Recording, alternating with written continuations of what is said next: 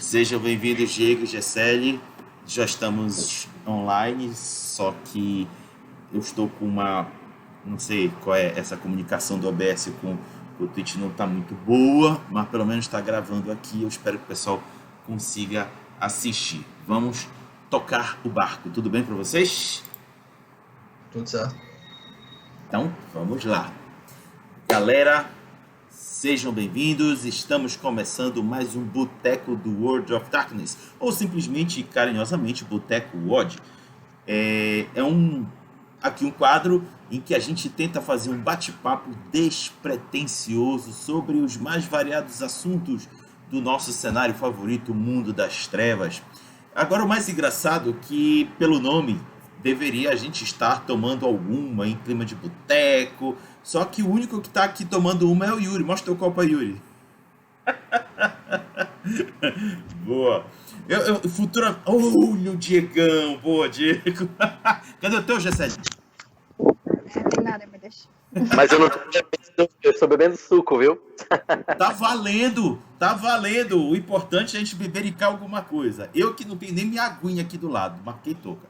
Mas vamos lá. Galera, hoje sou eu que estou trazendo a temática deste episódio de número 4. A temática, para quem ainda não leu, por aqui na telinha está escrito o que esperar do Sabá para o V5. Por quê? Já tem algumas semanas que o Just Etchlin, que é o líder da equipe de produção de conteúdo para o mundo das trevas, vem soltando sinais de que o Sabá está para chegar. Bah, Sababá. E algumas coisinhas ele está soltando nessas comunicações. Só que também, desde o V5, Camarilla, Anarco, outros suplementos que já vieram, soltaram também algumas coisinhas sobre o Sabá. Ainda não dá para ter um panorama completo do que é o Sabá hoje no V5, mas já dá para a gente especular. E hoje o nosso boteco será de pura especulação. E o cara que mais especulou nas últimas semanas sobre o Sabá é esse cara que está aqui com a gente na tela, o Yuri Ferreira, que vem fazendo uma especulação direto lá no grupo do Facebook do Vampiro V5. Yuri, dá um oi aí pra galera. Oi, galera. A galera que me acompanha me conhece como Yuri Capadócio, né? Eu tô sempre por aí na comunidade tentando desmistificar certas coisas do Sabá, por assim dizer, porque certas pessoas têm um certo preconceito com a seita. Eu consigo entender também, porque eu também tinha, quando eu entrei no sistema. E tá bem interessante, assim, o que a gente tá vendo no V5 tá bem interessante sobre o Sabá. Assim, eu também sinto que muitas pessoas que estão falando coisas do V5 não leram muito bem o sistema, então tipo, será que a galera tá falando, nossa, não tem mais La Sombra no Sabá? Não necessariamente. Isso aí não é tão verdade assim. E aí eu vim aqui, né, porque o Rodrigo me chamou pra gente falar um pouco sobre as teorias maluquices esquizofrênicas que eu tenho sobre a seita no V5, e agora que foi confirmado, né, e a gente tá vendo as pessoas da Paradox falando algumas coisas. A própria Outstar já falou que o livro tá em estágio avançado, né, de desenvolvimento, acho que tá na pós-edição, se não me engano, não sei. Mas, então tá muito perto. Vamos ver o quanto que a gente consegue acertar dessa prova aí. Perfeito. E, naturalmente, eu, mais o Diego e a Gessele fazendo o trio ternura aqui do OD. Gessele, dá um oi aí pra galera. Oi, gente, tudo bem? Diego. Quero dizer que eu sou muito telespectadora hoje, porque, olha, eu quero ser desmistificada com Sabá. Boa, essa é uma boa oportunidade pra gente desmistificar. Diegão, diga um oi aí pra galera. Oi! O que tu tá esperando hoje do Sabá aí, Diego?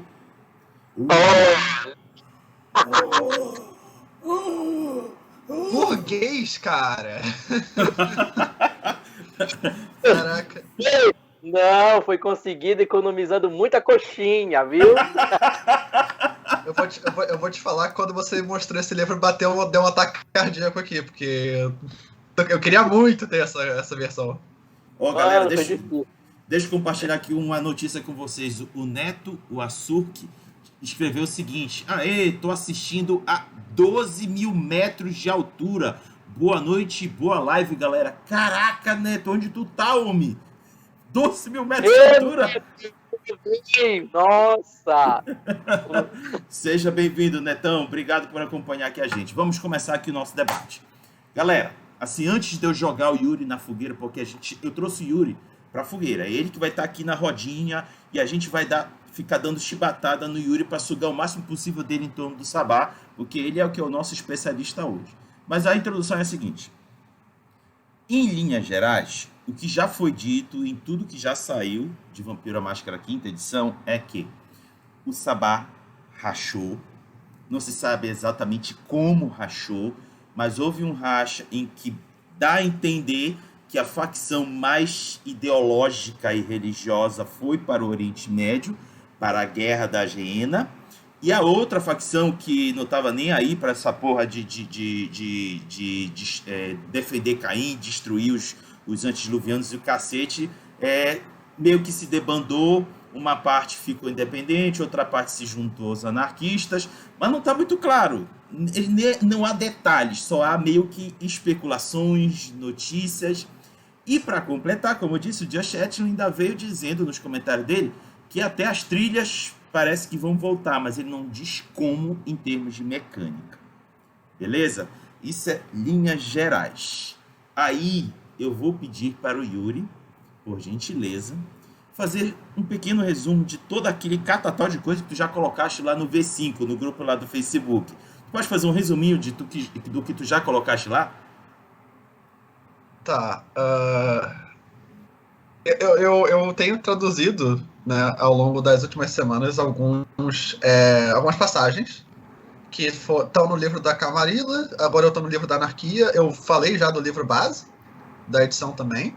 E eu pretendo ir para Chicago depois, né?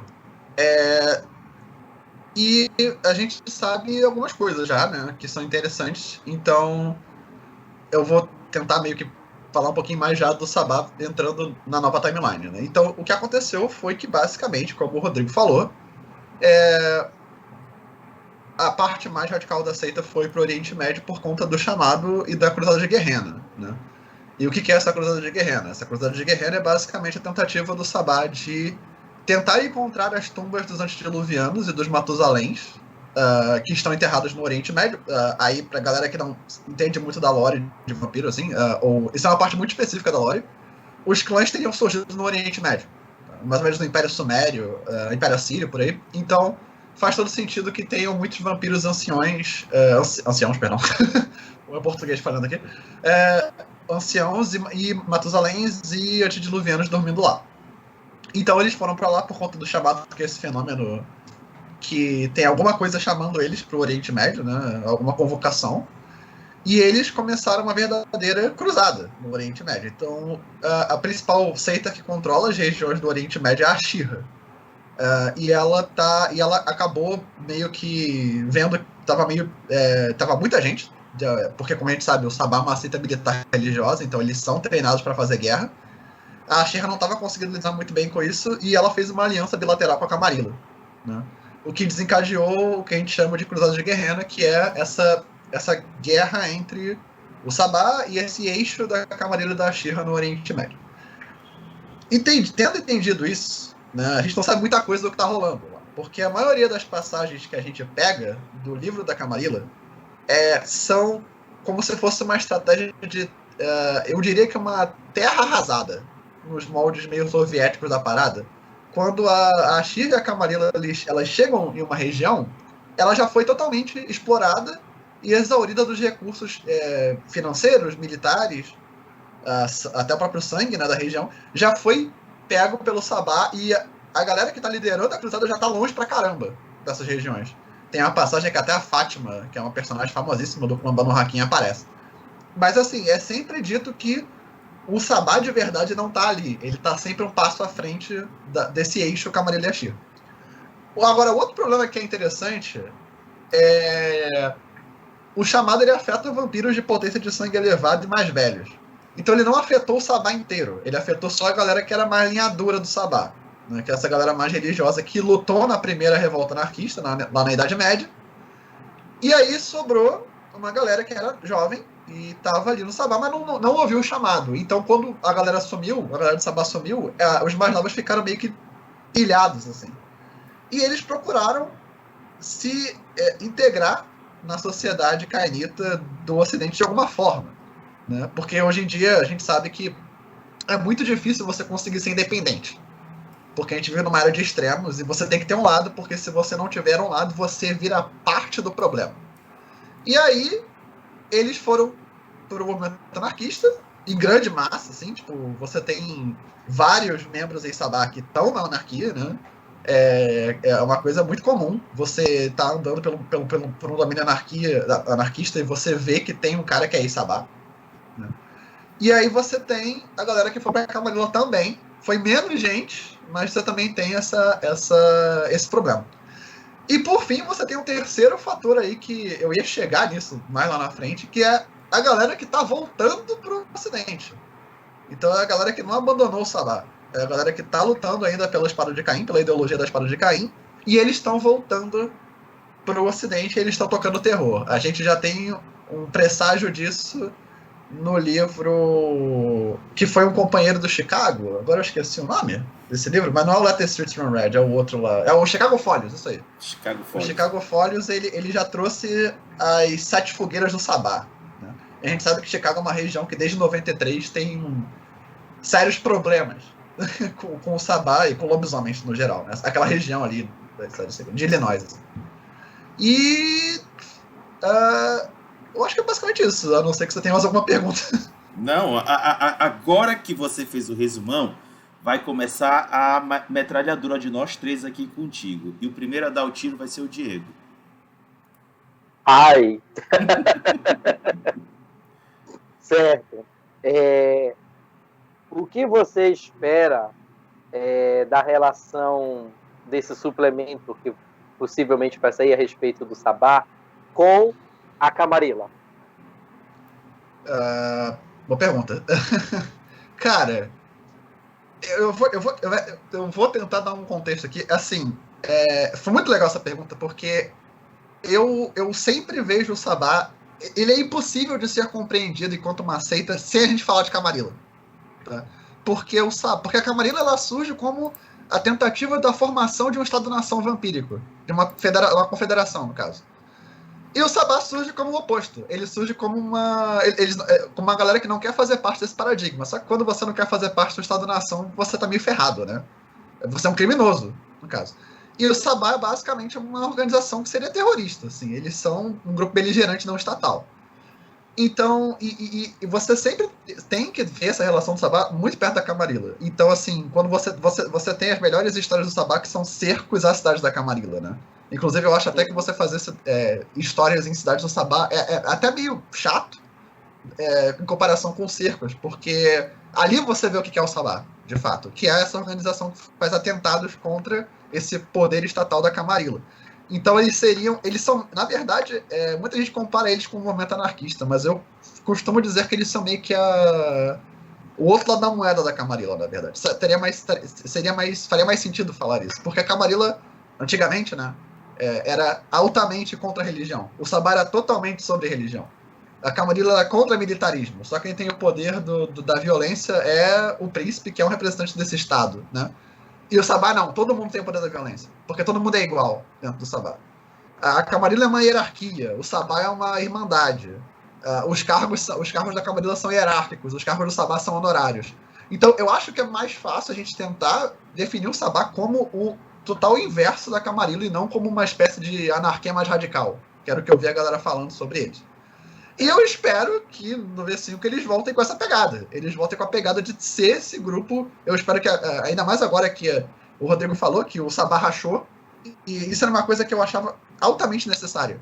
Né? Porque a edição revisada, que apesar de ser maravilhosa, e eu recomendo fortemente a galera ver o Guia do Sabá, da edição revisada, porque é muito legal esse livro. Mas esse livro criou uma espécie de... meio que como se fosse uma hierarquia. meio que o Sabá ficou muito parecido com a Camarilla nesse livro. E depois no V20 ficou um pouquinho mais. E assim, por que isso aconteceu? Eu acho que é porque a organização se torna muito grande. Entendeu? E aí, quando você tem uma organização muito... Porque o Sabá sempre foi menor que a Camarilla. Isso é um fato. Assim, eu não quero que o Sabá volte com um exército militar podendo fazer um contrapeso ao Camarilla. Porque a ideia deles é sempre ser essas pequenas células que estão resistindo ao domínio da Camarilla, né? Então, quando a terceira edição chega, fica muito hierárquico, fica muito parecendo uma Camarilla. Praticamente o arcebispo vira quase que um príncipe, assim, o regente vira quase que um justicar. Então, pelo menos foi como eu senti. E agora você tem cidades que são do Sabá, e eu acho importante ter santuários do Sabá, de fato. Mas aí você tem uma administração que lembra muito a Camarilla. Assim, Rio de Janeiro, por exemplo, do Gratiano. Pô, lembrava a Camarilla, tá ligado? Não era muito diferente do que você veria numa cidade da Camarilla que fosse mais conservadora. Então eu acho que a gente tem que trazer meio que o preto do branco, assim. Tem que ser diferente. Tem que ser uma coisa mais... eles têm que ser a galera que é meio que o underdog da parada. Eles têm que ser aquela galera que tá tomando porrada e tá tentando resistir. Eles não podem ser essa hierarquia, infraestrutura gigante que eles tinham. Mas foi mal, acho que eu me alonguei demais. Não, foi perfeito. Foi muito bom. Boa. Gessele, teu Eu tenho tiro. uma pergunta. Estou muito curiosa. O que chamaria? O que teria dado esse chamado? Puta, aí é complicado pra caramba, porque a gente não sabe, não, né? é especulações, bora, Não, especulações. especulação. Eu vi aqui a Especulação. Cara, então, as pessoas dizem que são os antediluvianos, né? Ou os Matusalém. Tem um certo preceito pra isso. Eu diria que tem uma certa lógica, esse tipo de coisa, porque a gente já viu isso acontecer em lore passada. Então, citando meu clã aqui, o Capadócios fez isso. Com o próprio clã. Outra coisa que é interessante numa passagem que eu traduzi, fala que muitos malcavianos estão indo para Jerusalém. Inclusive a Banu Hakim, perdão, ela é uma malcaviana também. Só que ela dá a Shira. Ela fala que pro protagonista do conto, para ele não passar em Jerusalém. Por conta disso. E aí, para quem conhece Dark Ages, né, eu vou fazer um spoiler gigante aqui, foi mal. Mas nas fontes carmesim brilhantes, né, naquela crônica de Dark Ages, a gente sabe que o antediluviano malcaviano está enterrado em Jerusalém. E aí você liga os pontos que as pessoas que estão chegando perto de Jerusalém estão ficando malucas e tem muitos malcavianos indo para lá. Não é difícil somar os 2 mais 2 aí. A gente tem também a questão que o clã Hecata seria imune, né, ao chamado, muito porque eles já sofreram. Tem uma teoria que eles já tinham sofrido por causa dos Capadócios, então isso faz um certo sentido. E aí, isso faz um certo sentido com a própria Cruzada de Guerrena, porque se eu tenho uma seita que está desde 1500 alguma coisa, eu não sei, agora eu me esqueci quando é que foi a conversão de Thorns, mas se eu tô desde 1500 e pouco, falando o seguinte, antediluviano existe, a gente matou 2, e a gente quer matar o resto, porque eles vão acordar e vão matar a gente. E você tem outra seita que fala que eles não existem e que isso é uma invenção baseada na potência de sangue, na geração em questão. E você não tem como saber, porque é uma coisa muito, muito isolada, né? A morte do La Sombra e a morte dos Inici, só quem tava ali era do clã. Né? Não tinha outra galera ali. Então, quer dizer, no caso do La Sombra até tinha os Banu Hakim ali. Mas assim, era pouca gente que tava no lugar. Então, como é que você confirma isso, né? E aí você tem uma campanha da Camarilla de fazer fake news, né? Basicamente. Na minha opinião, é fake news. Mas quando você tem essa dúvida, né, de que, será que o que a gente está fazendo é correto? Porque a gente está aqui há 500 anos e nenhum sinal de antediluviano. O que a gente faz? E aí você tem esse chamado pro Oriente Médio, eu acho que é muito fácil o Sabá pensar assim, é isso aí, galera. Agora a gente vai lá matar o antediluviano. Pode ser que seja meio que eles querendo encontrar uma coisa que não tá lá. Pode ser só um bando de Matusalém malucos usando Dominação 5, 6, sei lá, pra chamar os caras. Porque a gente sabe que Ventru faz isso. A gente sabe que altos vampiros com dominação fazem isso. Pode ser só isso. Mas aí tem o lance da fé do Sabá, né? O Sabá não tá interessado em provas. Se tiver um resquício de que aquilo pode ser verdade pro Sabá, eles querem acreditar naquilo. É uma verdadeira guerra santa. Então, eu diria antediluvianos. Pode ser que eu esteja errado.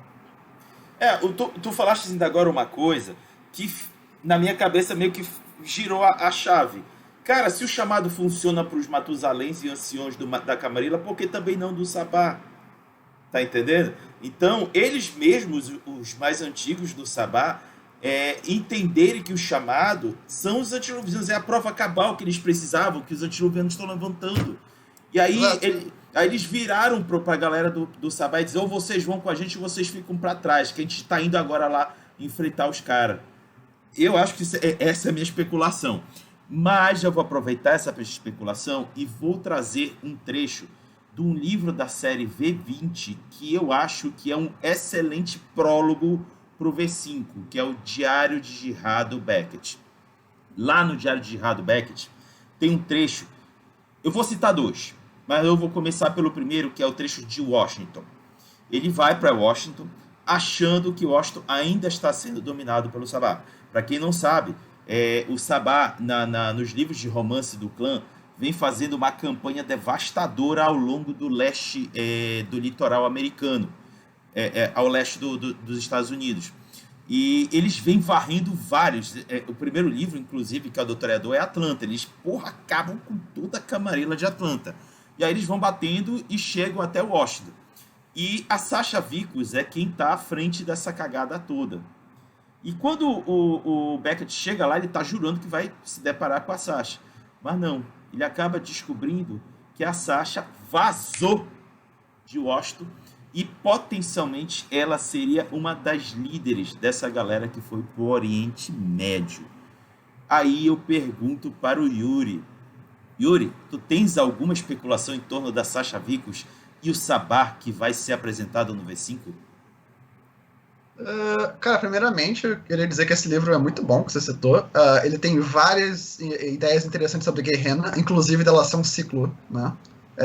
O que eu acho que o V5 tá tendendo para esse lado. Pelo menos eu quero acreditar nisso. Mas, ou seja, a Gehenna vai acontecer porque ela já aconteceu, né? Então, que é a teoria do Beckett, no fim das contas, né? Isso. Mas, assim, sobre a Sasha, ou Sasha, né, tanto faz. Mas eu acho que provavelmente ele deve se manifestar como um dos grandes portadores do estandarte do Sabá. Muito porque, cara, ele tem um histórico. Assim, é uma coisa que... Por isso que eu até falei que quando tava perto de sair o Clã Zemice no V5, que eles acabaram indo pra Anarquia, ou tão independentes, por enquanto, porque a gente só vai saber mesmo quando sair o Sabá, né? Quando ia sair, a galera falou o seguinte, será que vai ter Zemice na Camarilla? Eu falei, acho difícil. Porque o Sasha fez aquilo com o Radelstad no passado, né? Ele jogou o pênis dele na cara do Radelstad. Gloriosa essa cena.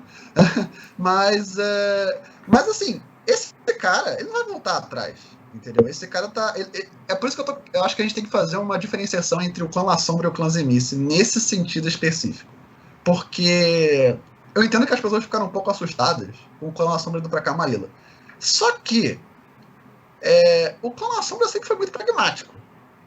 Eles nunca foram a alma do Sabá, de fato. Eles eram a cabeça do Sabá. Eles eram toda a hierarquia militar era do La Sombra. Praticamente toda a hierarquia militar era do La Sombra. E você vê isso com os contos do Talley no V5, que ele estava dentro de... Ele era um templário, então ele tinha uma posição hierárquica grande.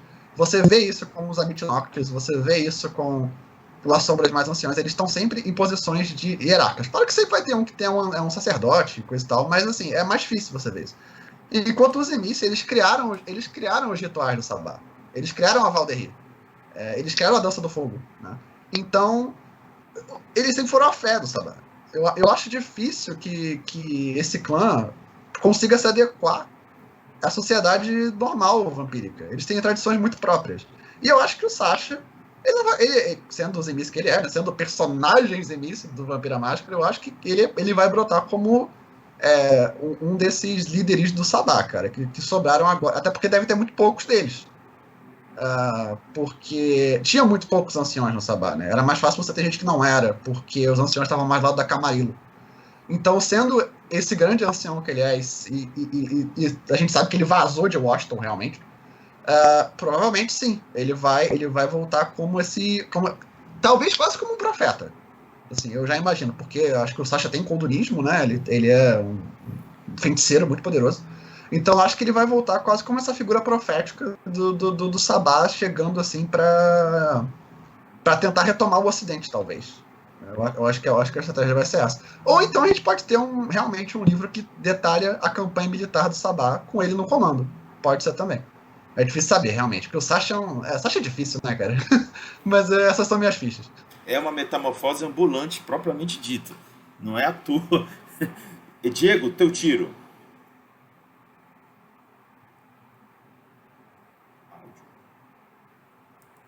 O que os anarquistas o que os anarquistas têm a ver nessa relação com o Sabá? Como o Sabá vê os anarquistas agora no V5? Aliás, como você acha que eles vão ver os anarquistas agora no V5? E como os anarquistas eles vão se posicionar no meio de tudo isso? Agora, com a importância que a 5ª edição está dando ao movimento anarquista. Bom, eu acho que a gente tem que apresentar um pouco do contexto das edições passadas, né? Então, assim, nas edições passadas, quem funda o movimento anarquista, como a gente conhece hoje, é uma galera que decidiu se submeter a Camarilla, né? Então, quando a gente tem lá a convenção de Thorns, tem uma galera do Sabá que debanda para Camarilla, né? Essa galera funda o movimento anarquista. Até porque o movimento anarquista, a primeira revolta anarquista, ela é muito heterogênea. Então, assim, tinha muita gente com ideias muito diferentes, né? Nessa revolta. E quem começou essa revolta foram os Bruhá, né? Também. E até tem o Dom Hakim ali.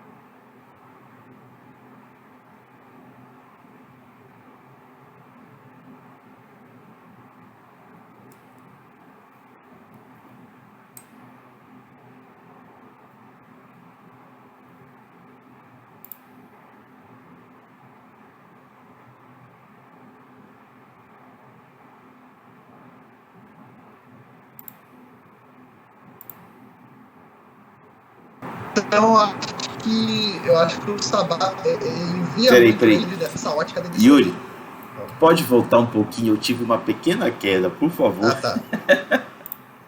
Não, você estava dizendo que quando a gente ia para a seção de estereótipozinhos nos livros antigos,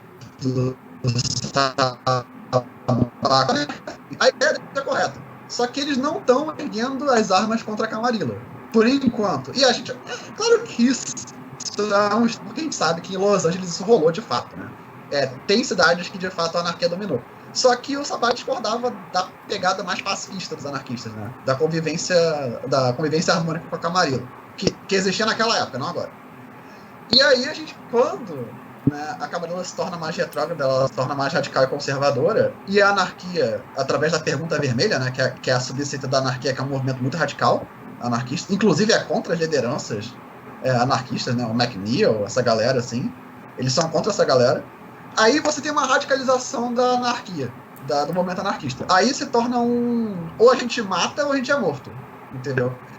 Eu acho que foi durante essa mudança de postura da anarquia, quando a anarquia de fato rompe, né? E a gente tem o grande evento que é o Telbel matando o Hadostad, que é a ruptura oficial da anarquia, ao meu ver, seria a ruptura oficial da anarquia com a Camarilla e a criação de uma seita independente da Camarilla. Eu acho que aí a galera que era nova no Sabá olha assim e fala: opa, eu acho que isso aí já é mais perto da gente do que o que os anciões estão falando pra gente se matar no Oriente Médio. Então a gente tem até, eu traduzi um texto que o cara até era ex-Sabá e ele entra na anarquia porque a anarquia tá tentando também lutar contra o domínio da Camarilla. Só que aí você entra no teu outro lado da tua pergunta, que é como é que a anarquia vê essa galera. Cara, é meio difícil. Mas assim, a mudança na anarquia, ela também mudou para um pragmatismo. E isso é bem legal. E isso vem antes dessa parada, porque a anarquia tá com o ministério, né? Só que o ministério é contra tudo que a anarquia prega. Porque se você pegar o Gangrel, o Bruhá, o Sangue Fraco, eles querem uma igualdade, eles querem tentar conviver harmonicamente com os seres humanos, né? A gente até vê isso em várias passagens, que eles falam que eles têm uma conexão com a comunidade maior que a Camarilla. E isso dá muita vantagem para eles, porque a Camarilla é retrógrada e eles são progressistas. Só que a galera do Sabá e também do Ministério, né? Bom, o Ministério não é tão radical, mas eles estão querendo mais essa questão de corromper. Eles estão querendo ganhar alguma coisa com isso. Eles estão ali porque eles querem ganhar alguma coisa com isso. O que não é o ideal anarquista. Né? O ideal anarquista é mais de conseguir criar uma comunidade, uma forma alternativa de governo. Né? Mas o Ministério tá pouco se fudendo. Calma, você pode falar palavrão, mas o Ministério tá ali porque eles são pragmáticos. Eles estão ali, tipo assim, a gente vai ganhar uma coisa com isso ou não? Entendeu? E eu acho que o Sabá também, quando eles vão, muito pelo lance que eles foram deixados para trás, né? Você vai ter um problema aí, que é o problema da ideologia, porque a ideologia do Sabá é totalmente desumana. Né? E a anarquia não é assim. Então você tem, por exemplo, aquele vampiro, na passagem que eu traduzi, que vira pro cara e fala: ah, ele fica chateado quando eu falo que os seres humanos são lanchinhos. Né? E aí você tem essa questão da fé também, porque o Sabá não perdeu a fé deles. Né? Várias pessoas mantêm a fé do Sabá. A igreja de Caim, no caso. Então, e você tem as Bahá'í na anarquia também, né? Você também tem a igreja de Caim na anarquia. Mas aí também são questões muito interessantes, assim, que eu gostaria de verem ser exploradas no livro do Sabá. Porque o que vai acontecer? A pergunta que estavam a fim de se proteger, o que acontece quando o Sabá... E aí eles chegam para esses caras e falam, tipo assim, e aí, vocês vão voltar para a seita ou não? Entendeu? Então, eu imagino que possa até rolar uma batalha pior com a anarquia. Porque agora você tem ex-Sabá na anarquia que estão querendo se proteger do Sabá, porque o Sabá vai voltar... Assim, eu acho que vai voltar com sangue nos olhos. Porque o Sabá, tem uma coisa que o Sabá não gosta de traição. Você vê isso quando o clã Samita, os antitribos Samitas, eles saíram do Sabá. Eles saíram do Sabá, quer dizer, os primeiros, né? Eles saíram do Sabá porque o Shulk acordou. E aí chamou eles de volta pra Lamut. Então a lealdade deles era maior com o clã do que com a seita. E aí deu uma merda federal, né, no Sabá. O Sabá ficou puto com a galera e matou muita gente, né? Então eu acho que a anarquia pode tomar o tranco dessa volta do Sabá, com certeza. Gessério! Olha, vou dar aquelas perguntas bem jogadora de Changeling, sabe? Tem uma coisa que eu vi na comunidade, a galera reclamando que o Sabá nunca foi feito para ser jogado, feito para ser NPC, né? E tu acha que assim, o V5 ele vai trazer instrumentos para que tu consiga criar crônicas complexas no Sabá? Eu não entendo disso, mas assim, é uma das perguntas que mais surge, sabe, na comunidade. Uhum. Não, concordo contigo. Eu até sei, eu até entendo por que essa pergunta existe, na verdade. É porque o Sabá ele não foi criado para ser o que muitas pessoas acham que ele é. Então, assim, você tem, por exemplo, pessoas que vão jogar Sabá porque eles querem ser os vilões, né? O que não é o caso, porque o Sabá nunca se vê como um vilão. Né? Apesar deles serem a antítese da Camarilla, eles nunca se viram como vilões. Na verdade, o Sabá ele traz uma oportunidade de você jogar uma situação mais... Tranquilo. Se quiser mutar, eu vou enrolando aqui. Desculpa, deu um problema aqui. Eles nunca se viram como esses vilões, né? Eles nunca se viram como esse bicho-papão. Isso é mais um... E a gente tem que entender que as pessoas que jogam vampiro, elas vão muito pela visão da Camarilla da situação. O que eu acho até meio estranho. Mas a visão da Camarilla era justamente essa, que eles eram o demônio vivo e que eles estavam ali para pegar a gente na noite e desaparecer com as pessoas. Quando a gente pega o V1, o V2, né, e o início do V5, realmente não parece ser algo jogável. Só que era porque a gente não tinha ainda a visão de dentro da seita. Né?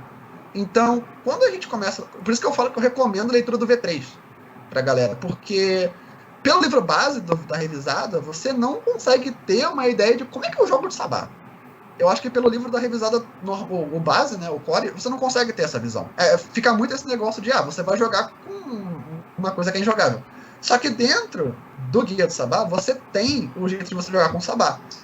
E o jeito de você jogar com Sabá é justamente você estar numa cidade que não é do Sabá. Pelo menos as melhores crônicas de Sabá que eu já joguei foram eu estando em uma cidade que não é do Sabá.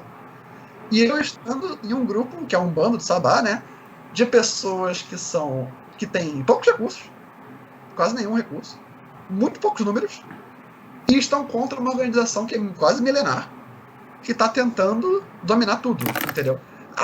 O jogo do Sabá é um jogo de resistência, entendeu? E outra coisa que é o problema, o jogo do Sabá não é um Vampiro X-Men que a galera gosta de jogar. Ele não é um jogo que você vai sair na rua metralhando todo mundo, entendeu? Porque o Sabá, ele não é imbecil. Isso que é uma coisa que eu acho que as pessoas não entendem. Eles não são esses monstros malucos, eles têm uma frieza extremamente lógica e calculista para o que eles fazem.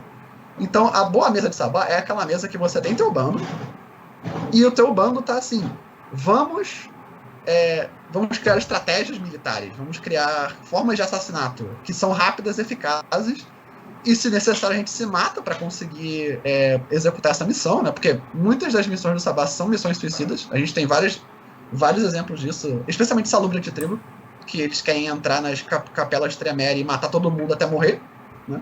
Então muitas coisas do Sabá são suicidas e radicais, mas não adianta você se tacar no meio do fogo para conseguir fazer alguma coisa. Então o Sabá, ele cria a cabeça de pá, ele faz abraço em massa para criar uma distração para eles poderem atuar. Então, na verdade, a mesa de Sabá, eu concordo num sentido com essa galera, que é o seguinte: não é mesa de Vampira Máscara. Até porque o nome da mesa não é mesa de Vampira Máscara, é mesa de Sabá. Ela tem uma temática diferente, ela tem uma vibe diferente, que às vezes você não consegue ter com jogadores de Vampira Máscara. Você tem que estar disposto a você jogar outra coisa, né? Eu conheço muita gente que gosta mais do Sabá do que a Máscara. A galera não joga a Máscara, ela joga só o Sabá. Eu tenho uma pergunta, assim. Já que o Sabá, né, essa seita que, assim, a base dele, né, é que ele seja um grupo menor do que a Camarilla, tu acha que para jogar de Sabá o jogador ele tem que ser muito mais ligado aos outros membros do Sabá do que, por exemplo, tu tá jogando na Camarilla, e aí a cidade já tem príncipe, tudo organizado, tu já joga dentro de uma organização, e é muito mais tu tentando subir sozinho. Eu percebo um jogador muito mais sozinho, tentando passar por cima dos outros, do que uma comunidade, assim. Cara, totalmente. Totalmente concordo. Como eu disse, a Camarilla é uma hierarquia. Você tá querendo ascender. O Sabá, você não tá querendo ascender, porque não tem como se ascender. Todo mundo é meio que igual no Sabá. O que muda nos cargos do Sabá não é o poder que aquele cargo tem sobre você. É mais o respeito que você dá àquela pessoa. E também a questão de como aquela pessoa administra o que ela faz. Então os cargos são meio que administrativos no Sabá. Então, assim, o Ductus, ele é o líder do bando. Mas ele não mas esse poder é dado a ele. Ele não tem esse poder porque alguém falou que ele tinha esse poder, entendeu? Os membros do bando decidiram isso. Então, o Sabá é um jogo de... Muita gente compara com o Lobisomem, tá? Eu não acho muito bem parecido, mas assim, muita gente costuma falar que o bando é uma matilha de lobisomem. Tem sua lógica, porque assim, o sacerdote e o Ductus, que são as figuras mais importantes do bando, né? Eles têm que criar esta conexão com o bando. Então assim, você nunca tá sozinho no Sabá. Porque você não tem como, até porque o Sabá aprendeu muito rápido que isso era uma merda. Porque você deixava um cara sozinho e quando você olhava pra ele diablerizou metade dos seus amigos. Então você não pode ter esse individualismo no Sabá. Foi por isso que a Valdeir foi criada.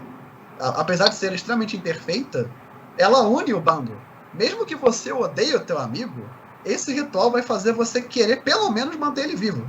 Porque tu sabe que se você não manter ele vivo, você vai morrer também. Então eu vejo o Sabá, assim, é muito raro, apesar de você ter esse tipo de coisa, você ter uma mesa de Sabá onde você está interagindo direto com o arcebispo. É mais comum você ter uma mesa de Sabá onde você está interagindo com o teu bando, mais do que tudo. Porque não tem superior para você chorar. Não é que nem a Camarilla, que é tipo assim, putz, matei um cara aqui. Aí o xerife vem, pô, cara, tu matou o cara, velho. Pô, a regra aí, o patrão tá falando. Você não tem isso no Sabá. Você tá sozinho no sentido que tu não tem uma grande seita hierárquica para você se defender. Você tem seu bando e você tá tentando resistir com o seu bando. É mais comum você ver isso. Inclusive, os bandos são tão fechados dentro de si mesmos que é muito comum você ter um bando que entra em conflito com outro bando do Sabá. E os bandos competem. Então, quando você tem um cerco, você tem rituais de caça dos bandos, né? Pra ver qual bando é melhor. E claro que nesses rituais de caça, volta e meia, alguém se mata, né? Mas faz parte do trabalho, né? Eu acho que... Porque, assim, se você vê um vampiro do Sabá que bate no teu irmão de bando, cara, tu vai entrar em frenesi, praticamente. Até porque a Valdeir faz isso. Né? Então eu acho que é uma vibe diferente, né? Você não pode, não é que nem a máscara. Eu acho que hoje em dia, na verdade, com o V5, isso mudou bastante. É uma coisa que eu até gostei, porque hoje você tem a coteria, né? E você tem, né, medidas que unem a galera. Mas ainda assim, a Camarilla sempre teve esse lado de esfaquear pelas costas, né? A pessoa. É muito comum você ter isso no Vampiro. Você não tem isso no Sabá, entendeu? Porque, assim, muita gente fala, mas eles não são mais monstruosos do que a Camarilla? Eles são, mas eles têm contramedidas para evitar isso. Porque eles tiveram 3 guerras civis. Fala, desculpa. Eu acho engraçado tu falar isso porque eu joguei poucas vezes Vampiro, né? Inclusive eu conheci o RPG por Vampiro. Aí depois eu pulei lá com outras coisas, mas enfim. E aí eu nunca joguei uma mesa de Vampiro sem ser traída completamente. Pelo amor de Deus, gente. Sempre traída. E eu cresci assim, no fogo. Meus personagens tinham que ser todos espertos. Aí eu aprendi a jogar assim, Vampiro. Então, assim, conhecer o Sabá é talvez uma outra oportunidade de jogar Vampiro que eu nunca vi, sabe? Eu também não sou vibe lobisomem, mas eu gosto. Acho que eu sou mais vampiro que lobisomem. Mas, assim, a maneira que eu sempre joguei Vampiro foi essa. Confia menos 2 nos teus companheiros de jogo. É uma coisa quase espartana no Sabá, assim. Se o cara não tiver cobrindo tua retaguarda, vai todo mundo morrer. Porque não tem pra quem você chorar. Você não tem um mentor, você não tem uma aula, né? Você não tem um vampiro mais no topo da hierarquia pra te proteger. Você só tem o cara que tá do seu lado. Então é mais uma irmandade nesse. Então, assim, porque, assim, se você matar o Ductus, você quer o quê? Virar outro Ductus? Você não vai virar outro Ductus, porque você vai ser visto com desconfiança da galera. Inclusive, tem até um negócio que você tentar fazer mal para um sacerdote é praticamente um crime capital no Sabá. Tipo, a galera te mata muito feio, porque se você matar o sacerdote, o bando, ele quebra. Porque ele precisa ter tanto uma liderança militar quanto religiosa. Então, assim, você não pode trair teus amiguinhos no Sabá. Isso não funciona. É claro que, assim, tem mesas onde isso é possível, dentro do Sabá. Porque existem mesas, tipo, de mão negra. Que aí já é uma coisa muito mais extrema que o Sabá. Eu até gosto dessas mesas. Que é a mesa de assassinato político. É bem sinistra. Mas, assim, você pode ter esse tipo de coisa nesse tipo de mesa, porque a gente já tá lidando com uma subseita do Sabá. Né? Então, você tem a Inquisição do Sabá. Que eles são imunes a Valderri, né? Eles conseguem quebrar a Valderri. Então, e eles estão de olho para infernalismo, né? Então, é muito legal. Inclusive, foi até legal que você falou isso, porque eu lembrei de uma cena falando sobre a Valderri. É o seguinte: o sacerdote ele consegue sentir quando alguém falhou a Valderri. Quando alguém não queria estar ali para fazer a Valderri. Ele consegue sentir. Ele tem meio que um certo sentido. E aí, é por isso que só ele, é por isso que não é qualquer pessoa que pode fazer a Valderri, é só sacerdote. E aí eu tava numa mesa que tinha um cara que era infernalista. Tava jogando de Baali na mesa de Sabá. E aí, o Sabá não tem leis assim positivadas, né? Ele tem o Código de Milão, que é mais um código de conduta do que outra coisa, né? E aí ele vira pra gente, a gente tava fazendo. Eu sacerdote. E aí ele virou e falou, tipo assim, mas se não tem lei no Sabá, isso significa que eu estou livre para não participar da Valderri. E aí a gente falou o seguinte pra ele: cara, você tem toda a liberdade pra não participar da Valderri. Assim como a gente tem toda a liberdade pra te matar, porque a gente não confia em você. Porque ninguém vai te salvar. Então você dá ou desce, filha da mãe. É mais ou menos isso. Então é muito difícil você ter esse lance de o cara, eu quero me esconder, eu quero deixar minha ficha de personagem próxima do meu peito, com meus backgrounds ali, porque qualquer uma dessas pessoas pode me trair. E aí, se eu tiver mais coisas na ficha, eu consigo até remediar essa traição. Você não consegue ter isso no Sabá, porque o sacerdote vai notar que você vai atrair ele. Eu jogo muito assim. Deixa eu aproveitar, já que já se falou em termos de mecânica e tudo mais, tem a última fala do Just Ashley na postagem dele, é o que mais trouxe de rebuliço para mim. Porque no V5 mudou muito a questão da degeneração da humanidade em termos de hierarquia de pecados, até porque a hierarquia de pecados nem existe mais. O que existe agora são convicções, princípios da crônica, que quando eles entram em conflito ou não, podem gerar manchas na humanidade, na trilha de humanidade, e se você falhar no teste de humanidade, ao final de cada sessão, você perde humanidade. Esse mesmo esquema da humanidade e convicções foi mantido nos suplementos, principalmente do cultos dos deuses do sangue, e eu acho que os filhos do sangue também estão mantendo alguma coisa, em que eles amenizam com as convicções compatíveis com os cultos, que faz com que reduza esse ganho de mancha. Só para esclarecer para quem está assistindo, galera, no V5, a convicção ela vem para amenizar o ganho de manchas na trilha de humanidade. Se, por exemplo, um ato típico, por exemplo, você matar um humano para se alimentar, isso já te dá mancha na trilha de humanidade. Afinal de contas, está matando humano, isso é desumano. Você eventualmente ganharia mancha. Mas se a tua convicção disser lá, você precisa matar um mortal para atender uma determinada evento da seita, a convicção demanda isso. Então, ela ameniza esse ganho de mancha, talvez até aí é uma questão de interpretação, talvez até impedir a totalidade de manchas adquiridas pelo ato. Aí é questão de interpretação de cada narrador, porque lá no V5 ele só diz que a convicção pode amenizar de 1 a 2 pontos de mancha. Tem narrador que quer dar mais. Aí fica mais a questão de interpretação. No caso do Sabá, gente, o Just Chatelain falou no texto dele que as trilhas vão voltar. A grande pergunta, a grande interrogação inclusive estou tendo até um embate com outro narrador, essas trilhas vão vir em formato de convicção ou elas vêm factivelmente substituir a humanidade? O que tu acha, Yuri? Eu fiquei surpreso com essa fala do Justin, porque para mim convicção e mandamento da crônica se assemelha muito a caminho de conhecimento. Inclusive no próprio livro do V5 tem uma passagem que fala que eles lembram alguns caminhos vampíricos da antiguidade, se eu não me engano, tá nessa parte. Mas assim, quando eu tava começando a jogar o V5, e eu tava falando com outras pessoas que migraram do V20 pro V5, e a gente viu as convicções e a gente ficou tipo assim, isso é praticamente caminho, né? E na verdade a gente parou pra pensar e refletimos sobre uma coisa assim: humanidade sempre existiu no Sabá. Só que vamos falar de uma coisa menos mecânica, uma coisa mais dentro do universo, né? Você não tem dentro do universo um cara que vira e fala: eu sou um cara que está no rank 7 da trilha de conhecimento. Ninguém fala isso.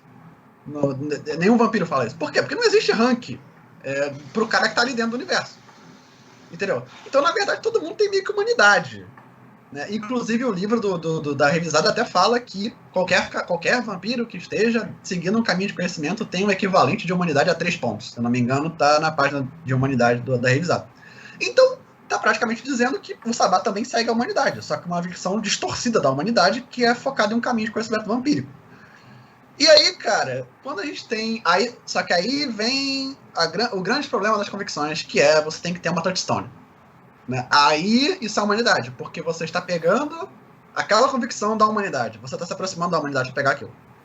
Então, isso é a humanidade. Seria de fato. É uma coisa bem melhor do que uma hierarquia judaico-cristã de pecados. Né? Não faz o menor sentido um vampiro que é ateu ter essa hierarquia. Mas assim, o culto trouxe um negócio legal, que são os dogmas do culto.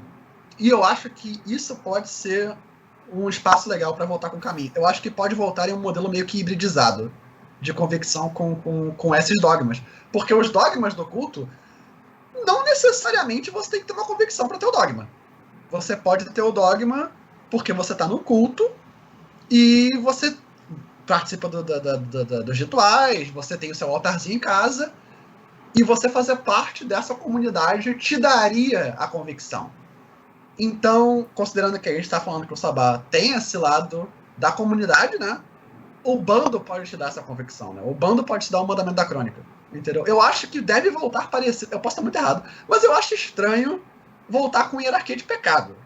Eu acho que faz mais sentido você, tipo assim, não existem, você não pode criar as convicções. Porque você poderia criar se você estivesse pegando uma tradição humana. Aí você poderia criar. Porque você está pegando, tipo, sei lá, quando eu era vivo eu tinha uma namorada que era vegana. E aí eu peguei a convicção de nunca machucar animais. Eu acho que essa convicção nem existe no livro. Mas é uma coisa que você pode criar. Porque você está pegando de um ser humano. A convicção do sabá e do culto, ela não pode ser criada. Ela tem que ser obedecida. Ela é um dogma. Então o culto cria aquilo. Né? Não é você que está criando. E eu acho que isso tem muito a ver com o jeito que o sabá controla a besta, cara. O sabá controla a besta porque é uma hierarquia extremamente... uma hierarquia que eu digo de convicções e pecados, né? Extremamente clara do que você tem que fazer para não cair pra besta. Entendeu? Então, ou seja, você suprime através de um pensamento muito unilateral os seus impulsos bestiais. Né? Então, eu acho que deve voltar no modelo híbrido, provavelmente. Perfeito. Vamos fazer aqui uma Hagabashi, eu gostaria só de fazer um ensejo dentro dessa discussão da hierarquia de pecados. Uma coisa que me incomoda muito é assim. No início eu refletia bastante sobre esse comentário e dizia assim mesmo, a hierarquia de pecados, vamos pegar do terceira edição, é uma coisa fundamentada na cultura judaica cristã, certo? E aí eu refleti muito profundamente assim sobre isso, eu falei, mas por que é fundamentada? E aí, mas isso aí, os princípios ali ensinados, eles são inerentemente ligados à cultura judaica cristã, e isso quer dizer que eles não são ligados a outras culturas no mundo todo que não a judaica cristã. E uma vez eu encontrei um amigo que ele é seguidor do taoísmo, né, que não tem nada a ver com o cristianismo. E ele compartilhou do mesmo sentimento comigo. Ele falou, Diego, eu jogo Vampiro à Máscara, e quando as pessoas dizem que essa hierarquia de pecados é uma coisa judaico-cristão, eu me sinto ofendido. Porque na minha cultura isso aqui tem, entendeu? Pode não ter essa questão aqui da propriedade, que ele diz que é um erro, que é uma coisa que não está ali. Mas o resto, por exemplo, não assassinar, não cometer homicídio, né? Não roubar, enfim, não ter sentimentos vis como egoísmo, etc., que é uma coisa que o taoísmo prega, isso está presente na minha cultura, né? Então eu vou jogar aí para vocês que são jogadores de Vampiro à Máscara há muito tempo. Vocês também não já pararam para pensar sobre isso? Por exemplo, pecado, hierarquia de pecado, essas nomenclaturas, elas remetem a judaico-cristão. Mas analisando o texto da hierarquia de pecados, na essência, será que isso é só partido do judaico-cristão? Ou não, isso está presente em a maioria das culturas do mundo? Yuri. Eu acho que eu entendi o que você falou. Eu acho que a gente teria que ver muito o contexto social, cultural daquela cultura. Até porque, como eu disse, você pode ter isso em religiões. Tá, e o vampiro que é ateu? Pois o vampiro que era ateu, por exemplo, eu vou dizer assim, eu sou ateu, num caso, né, um exemplo disso, mas assim, o que um ateu pensa a respeito da Declaração de Direitos Humanos, por exemplo? A Declaração de Direitos Humanos, ela foi feita com uma conjuntura de países, claro que teve influência do Ocidente, mas também teve influência do Oriente, mas vamos pegar a questão da ética humana, tentando afastar a questão cultural religiosa, né? A questão religiosa da situação. Então, assim, princípios que são ensinados na hierarquia de pecados não estão conectados à lei de Declaração de Direitos Humanos que transborda aí os limites da cultura religiosa, por exemplo? Eu acho que sim. Todo ser humano tem direito à vida, todo ser humano tem direito à livre expressão, ferir isso, entendeu? Um exemplo. Eu acho que sim, mas eu diria que assim, cara, o problema da hierarquia de pecados, que tem a ver com o judaico-cristianismo, não tá só no que ela prega, tá em como ela foi criada. Assim, quando você tem uma questão, um negócio que fala hierarquia de pecados, né? Pois justamente o que eu falei, tirando a parte da nomenclatura, que a nomenclatura ela remete à questão judaica. Ainda tem esse detalhe, né? Eu conversando com esse meu amigo, ele falou assim, é incrível como as pessoas falam judaico-cristão, que elas deveriam usar um outro termo, elas deveriam usar abraâmica, porque são 3 religiões, o islamismo, o judaísmo e o cristianismo. E aí nesse balaio todo mundo esquece o islamismo, e o islamismo chega a ser até mais radical nessa situação, no caso da hierarquia de pecados, trazendo lá para os assamitas e tal. Exatamente. É uma questão que eu acho bem legal, é que, já que você mencionou isso, a She-Ra usa muito pouco humanidade. E aí você fala, eles são monstruosos. Não, eles usam o caminho do céu. Eles usam o caminho Exato. de conhecimento do céu. Que é mais rigorosa É que a mais rigoroso. humanidade, porque é baseada nos preceitos de Maomé. E Exato. anterior a isso, né? Você tem que Então, acordar eu sempre acho com a que conta de realmente dicas e tal. poderia fazer uma revisão, né? Poderia fazer uma revisão, afastando as nomenclaturas. Mas o que eu queria apontar, aí vocês podem opinar, o que eu acho como um erro, é dizer que a essência daquilo pertence só ao judaico-cristão. Eu acho isso equivocado. A essência, entendeu? Tirando as nomenclaturas, tirando a estrutura de como ela foi criada. Um Eu acho exemplo. que você poderia dizer, então, que... Eu concordo. Eu acho que você poderia dizer que realmente não tem a sua origem aí, mas talvez tenha aí. Realmente, podia rolar. Acho que merecia uma revisão, sim. Antes de fazer minha contribuição, acho que gostaria de Desse escutar a Jaceli. conceito. Eu tava aqui me coçando porque o Diego comentou sobre a Declaração Universal de Direitos. Mas Assim, seria bom falar falando sobre sobre direito, essas declarações, convenções mundiais, especialmente a declaração, ela foi muito importante. Entretanto, contudo, dentro dos direitos humanos, a gente fala que essas convenções, elas são convenções ocidentais. Elas, em sua maioria, não ouviram outras partes do mundo. Então, os direitos humanos está tentando agora criar um pensamento mais decolonial, mais diferente, mas, em essência, essas convenções, de direito, ela é pensamento ocidental, logo um pensamento religioso majoritário, né, de cristianismo e judaísmo. Então, pensando dessa forma, acaba que o direito também, ele é um pouco pesado para esse lado. A gente está tentando mudar e acho que o RPG, ele pode e deve ser revisado, porque acaba que exclui, né, a própria concepção do livro acaba excluindo muita coisa e eu acho que dar ouvido para os jogadores. Eu sou muito contra essa questão de é antigo, é tradicional e tá certo, sabe? Então, é justamente trazer essa possibilidade, não só dentro do direito, mas dentro do próprio RPG. Eu fiquei pensando agora, eu acho que o legal do Mundo das Trevas é tu pegar o mundo real e deixar pior, não sei como eles conseguem, porque tá ruim. Tá difícil eles combaterem o mundo real. Mas eu fico pensando agora de que forma eles vão retratar esses novos conflitos, né? Essas novas configurações do mundo de hoje. Porque a gente acaba lendo Vampiro como um livro de história contado na versão deles, mas como eles vão pegar nesses novos conflitos de agora? Que eu acho que aquele mundo de 1980, aqueles vampiros loucaços, assim, vai ficar um pouco anacrônico, eu não consigo entender, sabe? Eu acho que... olha, eu acho que vocês amaram as artes do V5, mas eu achei ruim algumas artes, eu achei algumas coisas legais, mas algumas roupas eu falei, cara, será que os vampiros seriam isso hoje? Sabe, será? Não sei. Tô aqui indignada, mas pode continuar. Já deu aqui uma hora, eu vou fazer aqui meu último comentário baseado no que o Diego perguntou. Diego, toda vez que eu joguei Vampiro à Máscara e olhava para aquela tabela de humanidade, eu ficava bastante incomodado, porque acabava funilando demais o comportamento dos personagens e não dava muito espaço para qualquer coisa que fugisse daquilo. E aí, quando vieram surgindo as trilhas, não só do Sabá, mas de outros clãs, por exemplo, parece que os lançamentos tinham uma trilha diferente, não era? Eu não lembro qual era o nome da trilha. Oi? Caminho do Sangue. Isso. Trilha do Sangue. E aí foi dando um pouco mais de liberdade de comportamento em relação porque a humanidade, como é explorada no Vampiro, ela na realidade é um conflito interno do vampiro de não perder a guerra dele contra a besta.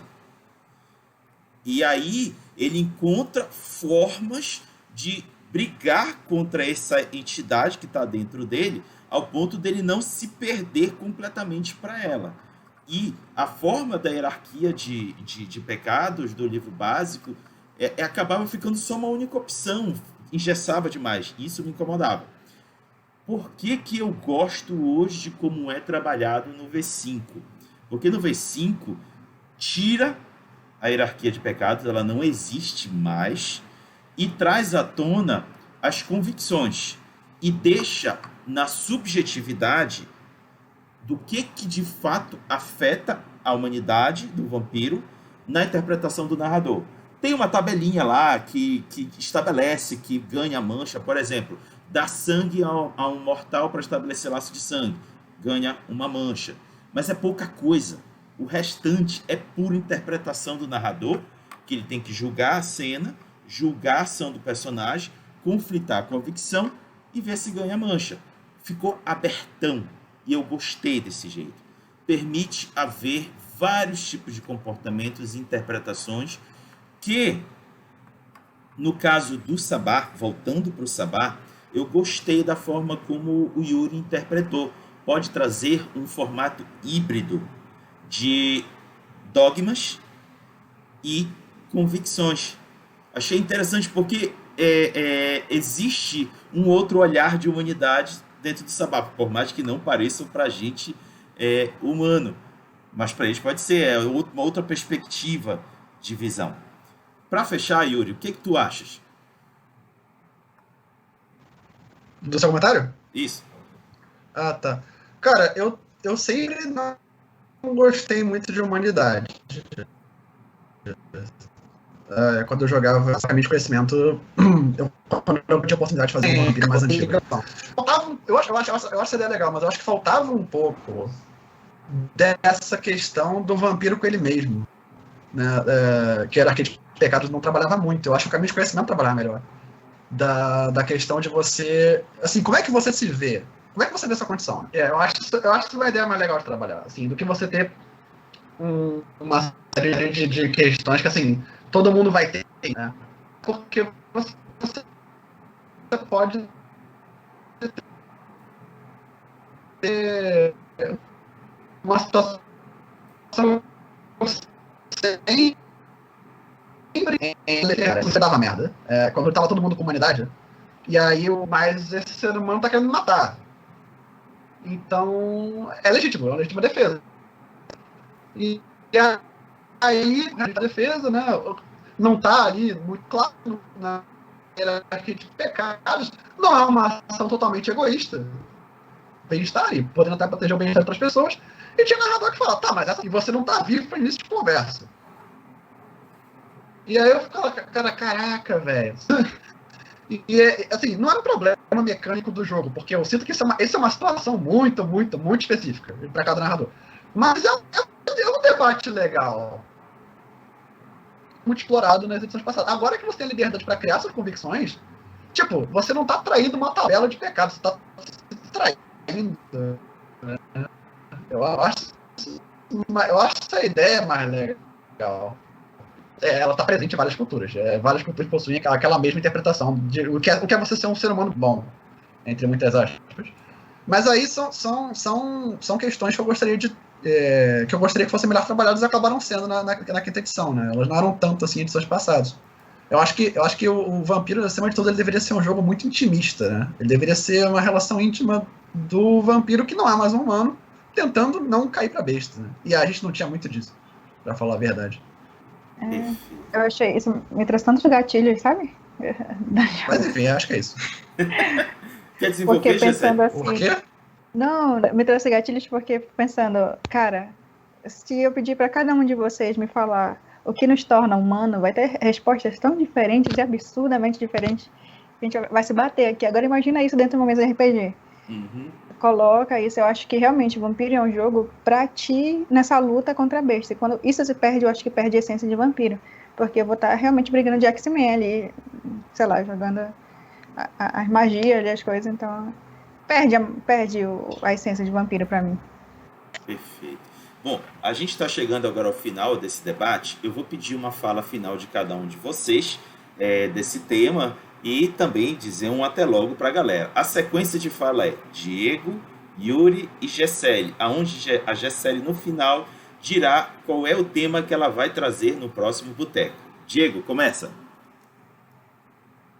Bom, eu gostaria de agradecer a oportunidade do Yuri estar aqui entre nós, podendo trazer essas informações muito preciosas a respeito do Sabá Quinta Edição. Eu gosto de dar crédito a pessoas com tempos de RPG, mas no que diz respeito à prática mesmo, né? O envolvimento da pessoa. Eu acho que tempo ele conta sim dentro daquilo que você faz, desde que você esteja praticando. No caso, pelo que eu percebo, no caso do Rodrigo, do Yuri e todos nós, a gente acaba dedicando o nosso tempo e a gente acaba tendo conhecimento que os outros não têm. Então, agradecer a oportunidade disso aqui, de escutar o Yuri, né, sobre o Vampiro, a Máscara, agora a quinta edição, em especial sobre o Sabá, sobre o que é possível nós esperávamos sobre o Sabá, e esperamos que ele possa, ao fim de toda a questão, nos surpreender, né?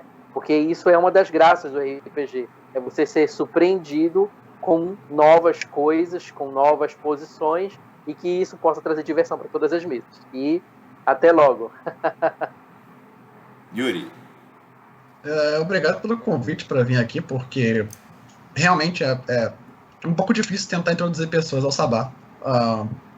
E eu consigo entender completamente por que as pessoas têm uma certa aversão.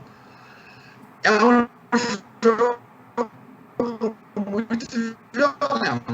É um jogo muito escatológico, por assim dizer. Mas é um modelo de mesa de vampiro que eu acho legal, porque você tenta quebrar um pouco esse aspecto da traição, da politicagem. Você tem muito vampiro que desagrada um pouco muitas pessoas. Então, eu queria agradecer o Rodrigo e vocês por terem separado um tempinho aqui para escutar minhas maluquices esquizofrênicas sobre a quinta edição, porque eu não sou dono da verdade e, tipo assim, posso estar totalmente errado sobre tudo que eu falei aqui. Isso é uma coisa importante lembrar. Acho que a gente tem que sempre estar se ajudando como comunidade e estar disposto a encontrar pessoas legais, assim, que queiram compartilhar o conhecimento com a galera que está chegando agora, até porque está chegando muita gente nova agora. Isso é bem legal. Gessele, você que fecha. E fecha já tem que falar, nossa, parece que eu tô numa audiência. Eu queria agradecer a vocês, assim, o esquema, eu sou uma pessoa muito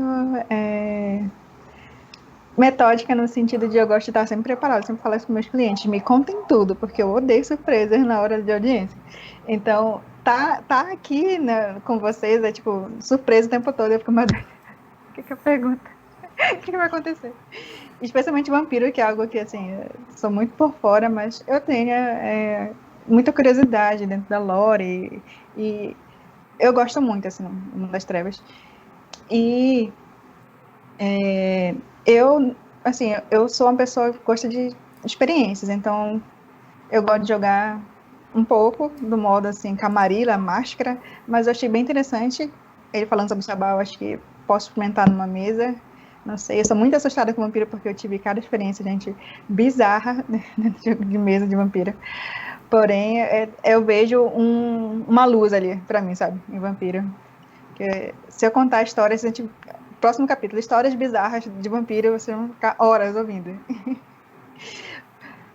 Mas eu agradeço muito, foi muito. Eu até falei para meus colegas aqui, foi muito legal, assim, justamente porque eu vim aberta para conhecer, né, o que vai vir a ser o Sabá, então eu fiquei bem curiosa, e eu quero, depois que sair, que a gente volte aqui para conversar e falar, tudo que a gente achava era errado. E, olha, pro próximo tema, não sei se vocês vão concordar, mas eu queria que a gente falasse sobre o crossover dentro da lore. O que o próprio White Wolf fala sobre, por exemplo, o que a gente acha sobre Change dentro de lobisomem, múmia dentro de vampiro, e como isso não tem nada a ver, ou tudo a ver dentro, separadamente, sabe? Então, é essa a dica, o próximo tema do próximo Boteco, galera. Muito obrigado por ter acompanhado a gente até aqui. Gessele, Diego, Yuri, obrigado por essa horinha que nós gastamos junto aqui, falando de algo tão chato que é o Mundo das Trevas. Nossa, é muito chato ficar falando de Mundo das Trevas. Esse povo chato pra caramba. Muito obrigado e peço que vocês junto comigo digam tchau pra galera. Falou, pessoal. Até a próxima. Tchau.